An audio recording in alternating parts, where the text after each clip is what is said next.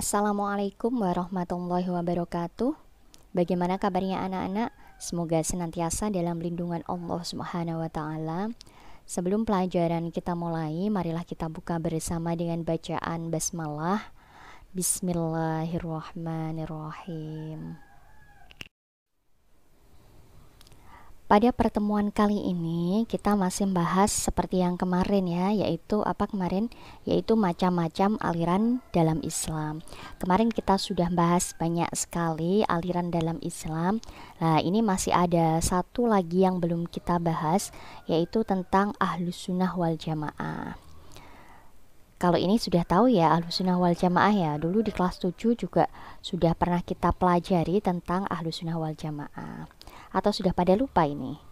Ya, atau kita ulangi lagi ya untuk mengingatkan kalian. Ahlus Sunnah wal Jamaah pengertian menurut bahasa itu terdiri dari 3 kata. Ada yang ingat? Ya. Yang pertama berasal dari kata ahlun. Yang kedua as-sunnah. Yang ketiga apa? Ya, jamaah. Nah, dari ketiga kata ini masing-masing mempunyai arti. Ahlun artinya apa? Ya, ahlun artinya adalah golongan atau keluarga. Kalau as-sunnah, apa saja yang datang dari Rasulullah, baik perkataan, perbuatan maupun ketetapan. Itu as-sunnah. Yang terakhir jamaah. Jamaah kumpulan atau kelompok. Nah, kumpulan atau kelompok itu siapa? Yaitu para sahabat Nabi atau khulafaur rasyidin. Jadi yang dimaksud jamaah di sini yaitu para sahabat Nabi atau khulafaur rasyidin. Sudah ingat pengertian Ahlus Sunnah wal Jamaah? Ya, itu adalah menurut bahasa. Kalau tadi adalah pengertian menurut bahasa, sekarang adalah Ahlus Sunnah wal Jamaah pengertian menurut istilah. Ada yang ingat? Sudah lupa semua, iya. Ahlus Sunnah wal Jamaah menurut istilah yaitu kaum muslimin yang menganut serta mengamalkan ajaran Islam secara murni sesuai apa yang diajarkan Rasulullah dan para sahabatnya sampai turun temurun. Itu adalah Ahlus Sunnah wal Jamaah menurut istilah. Jadi kaum muslim yang mengikuti ajaran Nabi dan para sahabat Nabi, intinya di situ. Sudah paham ya? Sekarang ulama yang menyusun dan mengembangkan aswaja, ada yang ingat tidak kalau yang ini? Sudah lupa? Ya, ada 2 ulama ya. Siapa 2 ulama itu? Yang pertama adalah Imam Abu Hasan al-Asy'ari dan yang kedua Abu Mansur al-Maturidi. Itu adalah 2 ulama yang menyusun dan mengembangkan paham aswaja. Kemudian Imam Abu Hasan al-Asy'ari, beliau itu lahir di mana, ada yang tahu? Ya, beliau lahir di Basrah. Dan karena beliau lahir di Basrah, maka beliau yang mengembangkan aswaja di Basrah juga. Begitu juga Imam Abu Mansur al-Maturidi, beliau lahir di Samarkand dan beliau juga mengembangkan aswajanya adalah di Samarkand. Jadi kalau ada pertanyaan gini, siapa ulama yang mengembangkan aswaja di Basrah? Siapa? Ya, Imam Abu Hasan al-Asy'ari. Kalau imam yang mengembangkan aswaja di Samarkand siapa? Ya, Abu Mansur al-Maturidi.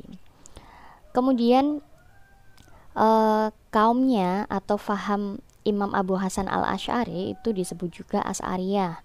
Kalau Imam al-Maturidi disebut Maturidiyah. Makanya Syekh Az-Zabidi dalam kitab Idhaf As-Sadat Al-Mutakin mengatakan yang artinya apabila disebut Ahlus Sunnah wal Jamaah, maka maksudnya adalah orang-orang yang mengikuti paham Al-Asy'ari dan Al-Maturidi. Nah, kemudian ketika kita mengikuti 2 ulama itu ya, jadi mengikuti Imam Abu Hasan al-Asy'ari dan Imam Abu Mansur al-Maturidi, ini berarti adalah di bidang akidah. Jadi dalam bidang akidah, aswaja itu mengikuti 2 ulama ini. Nah, nanti bidang yang lain kita bahas. Sebelum kita melanjutkan ke bidang yang lain, itu ajaran aswaja itu ada 3. Yang pertama bidang akidah, tadi yang sudah saya singgung ya. Jadi bidang akidah, Aswaja itu mengikuti dua ulama, yaitu Imam Asy'ari dan Imam Maturidi. Bidang yang kedua apa? Bidang syariah. Kemudian yang ketiga adalah bidang tasawuf. Nah, bidang akidah, ingat gak itu membahas tentang apa bidang akidah itu?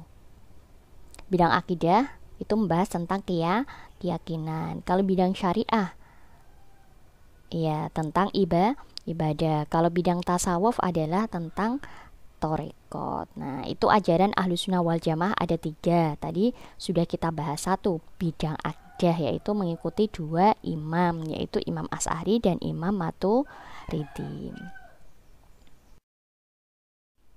Sekarang kita bahas bidang yang kedua, yaitu bidang syariat. Bidang syariat atau ibadah ini Aswaja mengikuti pola madhab. Nah, pola madhab itu siapa? Yaitu mengikuti 4 imam madhab. Siapa saja 4 imam madhab?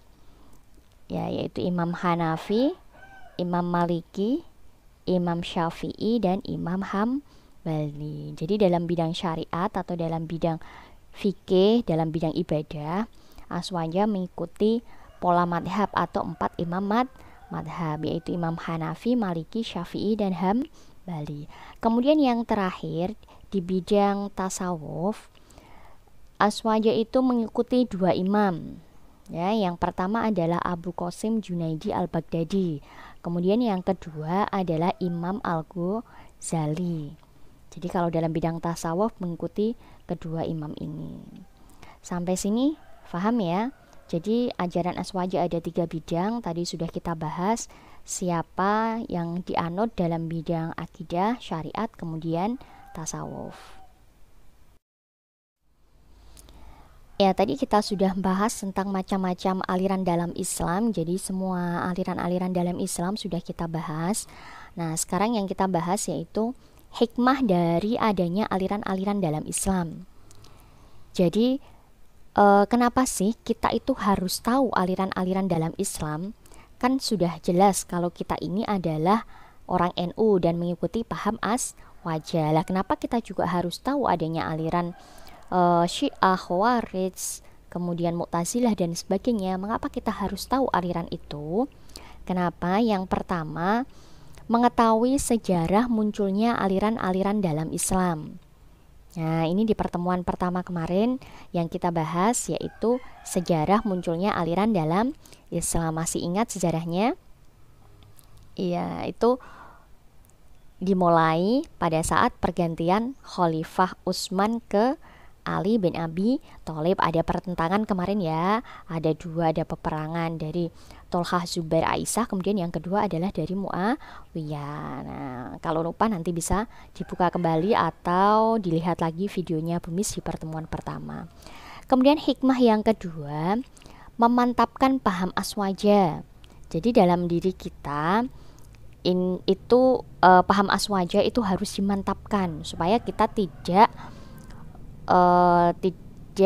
masuk di aliran-aliran yang lain selain Islam. Kemudian yang ketiga, memunculkan sikap toleran atau tasamuh dalam diri peserta didik.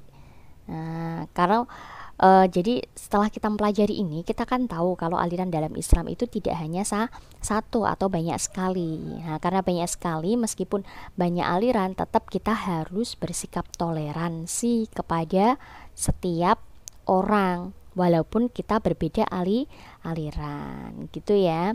Jadi hikmah adanya aliran dalam Islam itu ada 3, nanti bisa dihafalkan. Sampai sini ada pertanyaan? Nah, jadi ini adalah pertemuan yang ketiga dari materi aliran dalam Islam. Jadi pertemuan yang akan datang kita akan ulangan harian yang pertama, karena materi di bab ini sudah selesai. Jadi minggu depan itu adalah ulangan harian. Jadi silahkan dipelajari. Ya, demikian pertemuan pada hari ini. Sudah paham ya anak-anak? Selain menyaksikan videonya Bumis, kalian juga bisa membaca di buku kalian, di buku Aswaja, tentang macam-macam aliran, sejarah munculnya aliran, macam-macam aliran, dan hikmah aliran dalam Islam. Nah, mari kita tutup bersama pertemuan kali ini dengan bacaan hamdalah. Alhamdulillahirrabbilalamin. Bumis mohon maaf apabila ada kata-kata yang salah. Wallahul muwaffiq ila aqwamit thoriq. Wassalamualaikum warahmatullahi wabarakatuh.